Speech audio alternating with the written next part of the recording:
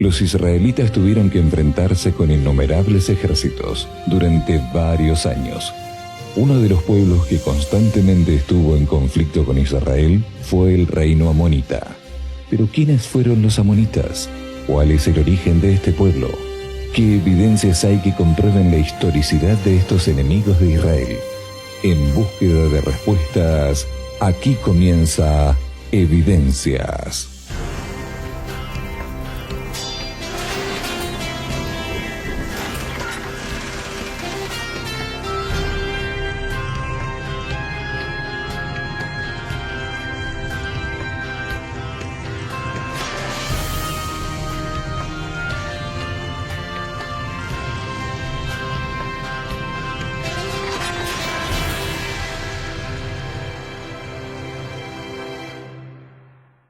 Los amonitas son presentados en las escrituras como un pueblo pagano, que en diversas ocasiones se opuso y enfrentó militarmente al pueblo de Israel. Pero, ¿qué otras informaciones existen sobre la historicidad de este pueblo? ¿Quiénes realmente fueron los amonitas? Los amonitas eran uno de los reinos tribales que tuvieron la oportunidad de florecer durante la época de hierro, 1000 años antes de Cristo, en la región que hoy conocemos como Transjordania o después del Jordán. Bueno, era una tribu semítica que, tuvieron relación directa con Israel a través de las guerras y lo demás. Y vivían en lo que ahora es Jordania. Su capital era Amón Rabá, que es la actual Amán, capital de Jordania. Ellos vivían en esa zona ahí porque habían venido y habían llegado ahí. Y tuvieron siempre mucha relación, no muy amigable con Israel, porque se transformaron en enemigos de Israel. Pero era una tribu guerrera también que tomó algunas secciones ahí de lo que es Palestina hasta actualmente lo que es Israel y vivían en esa zona. Los amonitas eran un pueblo particular, un pueblo pastoril. La zona geográfica en la que ellos vivían, en la cual se ubicaron, daba justamente para el estilo de vida que ellos sostenían. Primeramente, parece que su origen era un origen pastoril, personas dedicadas al pastoreo, al cuidado de ovejas y de cabras. Después, cuando se establecieron de una forma más definida, construyendo ciudades, aldeas, villas, ahí en la zona de Transjordania, en las zonas ricas que ellos vivían, unas mesetas muy fértiles. El río principal que los sostenía era el río Jaboc. Allí en las márgenes ellos edificaron su capital, y después que entonces, después de su vida pastoril, dedicados al cuidado de pequeños ganados, entonces pasaron a tener una influencia bastante pronunciada con respecto de la agricultura en la zona del antiguo Cercano Oriente. El reino amonita quedaba localizado al este del río Jordán, territorio que hoy pertenece al país de Jordania. Entretanto, ¿qué se sabe sobre el origen de este pueblo? Hay varias teorías que han sugerido el origen de los amonitas como pueblos extranjeros que llegaron hasta esta región, como pueblos que emergieron de las mismas tribus que se encontraban allí. Y estas teorías han sido estudiadas a través de los años.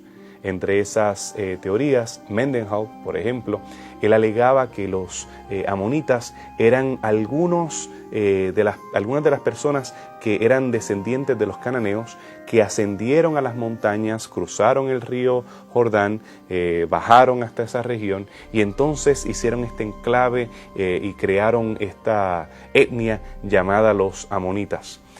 Su discípulo Gottwald, él alega que en la guerra entre aquellos que son de la élite, los aristócratas, y aquellos que pertenecen a los parias, pues este grupo de parias se fueron, hicieron su revolución, se fueron hacia esa región montañosa cerca del río Jaboc. Y entonces ellos establecieron ahí el reino amonita. Mientras otros consideran que son tribus descendientes de amorreos que vinieron desde la parte de Mesopotamia alta y llegaron hasta esta región. Sin embargo, la Biblia nos habla que ellos eran hijos de una de las hijas de Lot. La fuente bíblica se puede citar en Génesis 19:38. Dice allí que la hija menor de Lot, dice, dio a luz un hijo y llamó su nombre Ben-Amí, el cual es el padre de los amonitas hasta hoy. Bueno, el relato de Génesis 19 es un relato, digamos, de un origen incestuoso de los amonitas, por cuanto la hija menor habría concebido a este hijo Ben-Amí de su padre Lot. Lot era un sobrino de Abraham. Había salido de allí, de la zona de los caldeos, de Ur, había emigrado hasta llegar a Palestina, y cuando en cierto momento hubo dificultades porque los dos eran ricos, tenían muchos rebaños y muchas personas trabajando para ellos. Por ejemplo, Abraham en cierto momento reunió a su gente y tenía 300 guerreros cuando fue a luchar contra Kedorlaomer.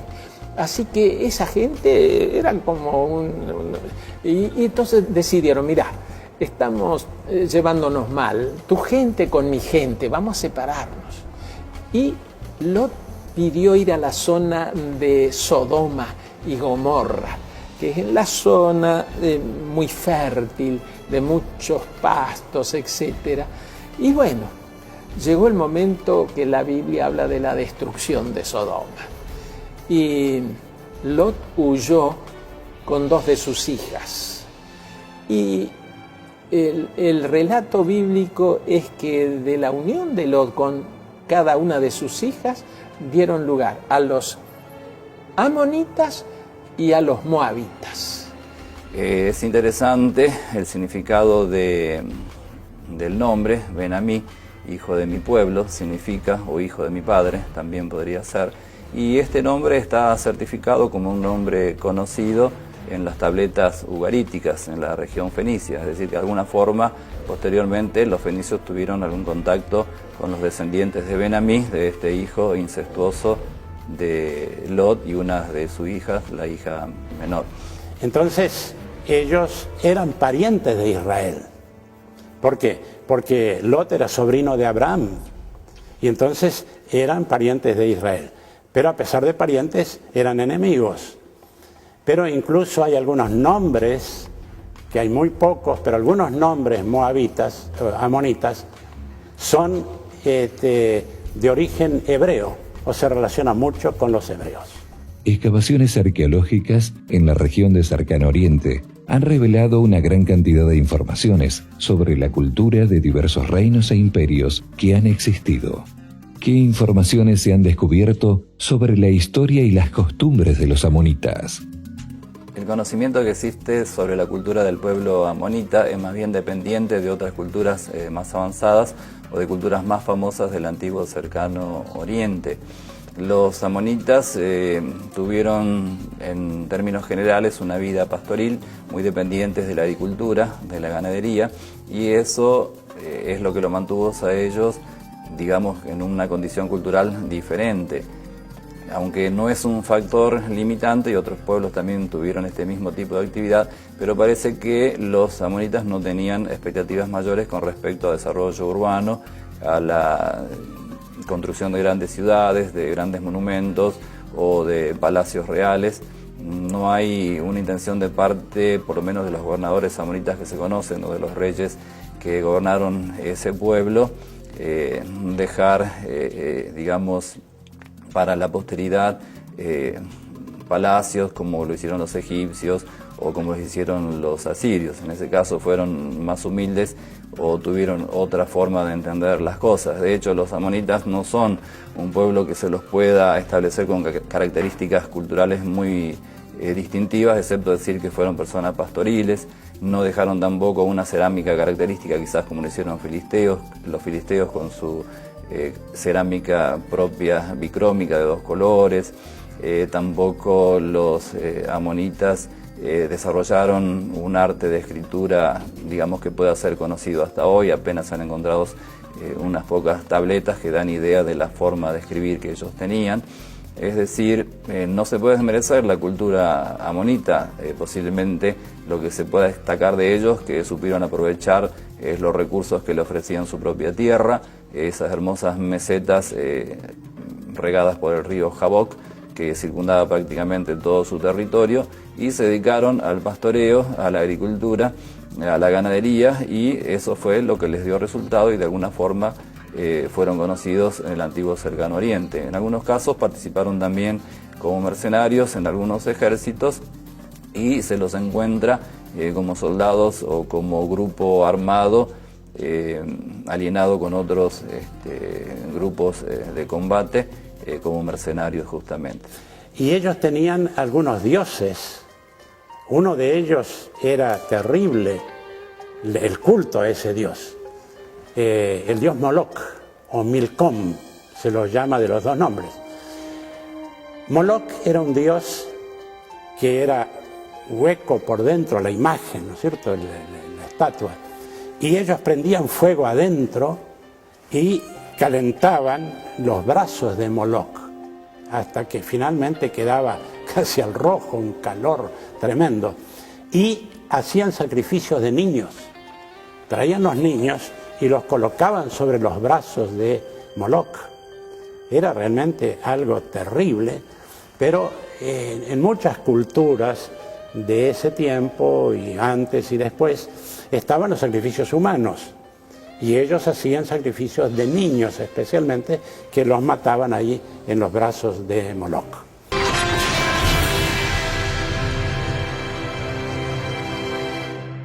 La existencia del reino amonita es mayormente comprobada por los escritos de las Sagradas Escrituras, ya que para la ciencia, la historicidad de este reino solo fue confirmada por medio de hallazgos arqueológicos. ¿Cuáles fueron los principales descubrimientos que dieron evidencia existencial de este antiguo reino? Realmente los amonitas habían permanecido en la oscuridad hasta que los adventistas del séptimo día comenzaron a excavar en esta región. Uno de los excavadores anteriores, Nelson Gluck, él había sugerido que los amonitas no precedían el siglo X antes de Cristo o el siglo XII antes de Cristo y que no hay evidencia de ellos después del exilio neobabilónico. Sin embargo, nosotros tenemos en la Biblia la sugerencia de que ellos existían antes, en la época de Bronce Tardío, y que ellos existieron después, en el periodo persa. Así que teníamos esta pregunta acerca de los amonitas en relación a la Biblia. Los adventistas del séptimo día comenzaron en el año 1967 a excavar en Tel Hesbón. Allí comenzaron a descubrir evidencia de estos pueblos amonitas que en algún momento dado invadieron esa región de Maraba. Se encontró allí en la zona de Transjordania, la zona donde vivían los amonitas, una serie de tumbas, y una de ellas aportó el hallazgo de 5 ataúdes antropomórficos que de alguna forma parecía que tenían cierta influencia con el tipo de sepultamiento que hacían en Egipto, solo que el tipo de tumbas y los ataúdes eran de una forma mucho más grotesca y menos delicada que la que se usaban en Egipto. También se descubrió una corona muy interesante que, de acuerdo a los arqueólogos, parece que databa del tiempo de David. También se encontró una botella con nombres de 2 reyes amonitas, y el nombre era Aminadab, y parece que este rey está certificado en algunas tabletas asirias.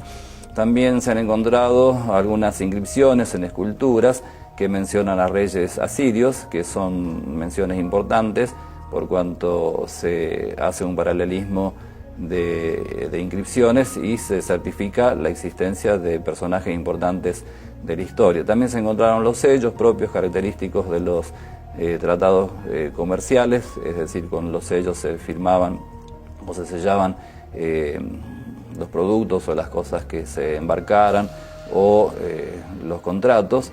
También se encontraron fortificaciones que tienen que ver mucho con la época de la monarquía israelita, y hay un par de fortificaciones muy interesantes que parece que de alguna forma testificaran de las campañas o de las batallas que tuvieron los amonitas con los israelitas. Así que hemos podido tener evidencia arqueológica gracias a estas excavaciones adventistas durante los últimos 40 años y hemos podido reconstruir las deidades, los reyes, sacerdotes y elementos históricos. No hemos encontrado anales o registros de historia o listas largas o documentos o poesía o algo por el estilo, desgraciadamente. Sería ideal encontrar algún tipo de colección de escritos como esta, un cuerpo de inscripciones que nos pueda ayudar a entender la versión de ellos, de quiénes eran ellos, porque hasta ahora hemos tenido solamente los testigos de sus vecinos, en muchos casos de sus enemigos, acerca de quiénes eran los amonitas. La Biblia presenta el origen del pueblo amonita y los embates militares que este reino tuvo con Israel. ¿Qué detalles presentan las Sagradas Escrituras sobre estos acontecimientos? La situación entre Amón e Israel era tirante. Cuando los hebreos tratan de pasar por ese territorio, encuentran tirantes de parte de los amonitas. En el periodo de los jueces, ellos se unen con los midianitas, tienen los moabitas, esta unión de pueblos que ellos tratan de invadir el área y ellos subyugan a Israel por bastantes años hasta que el pueblo de Israel es librado. Más adelante, en el tiempo de Saúl, ellos entran en conflicto con Saúl y ellos de alguna manera toman venganza porque el rey Naash le da asilo a David, el archienemigo de Saúl. Más adelante, cuando el rey muere, David envía a algunos de sus embajadores para consolar a su hijo. Sin embargo, el hijo, en vez de considerar que era un honor el tener estos embajadores, sus consejeros le dicen que es una trampa, que David está enviándolos como espías para ver las fortalezas y analizar cómo está la ciudad para entonces atacarla.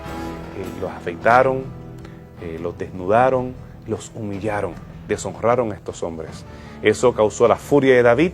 David entonces toma su ejército, los amonitas, reconociendo el peligro inminente, envían cartas al norte a los sirios. Hay una unión nuevamente de fuerzas aliadas, se enfrentan a David y David lo destruye. Urías, el Eteo, el esposo de Betsabé, en una de estas batallas, mientras está siendo por tomar en la ciudad de Ramat de Amón, la capital, Amán, como se conoce en el día de hoy, él muere y David se queda con la esposa de Urías el Eteo. Dice la historia que ellos fueron castigados por Dios por dos razones básicas. Una es que cuando Israel ingresó en el Éxodo, ellos no lo abastecieron, no le permitieron agua, ni ningún alimento, ni nada. Ellos trataron muy mal a Israel. Esa es una de las razones.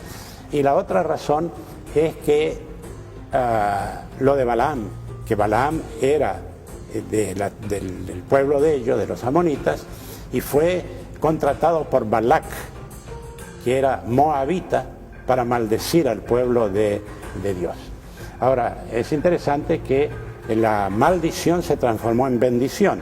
Conocemos la historia de Balaam, cuando él fue pagado por él, se entusiasmó con la posibilidad de las riquezas que le ofrecía Balac.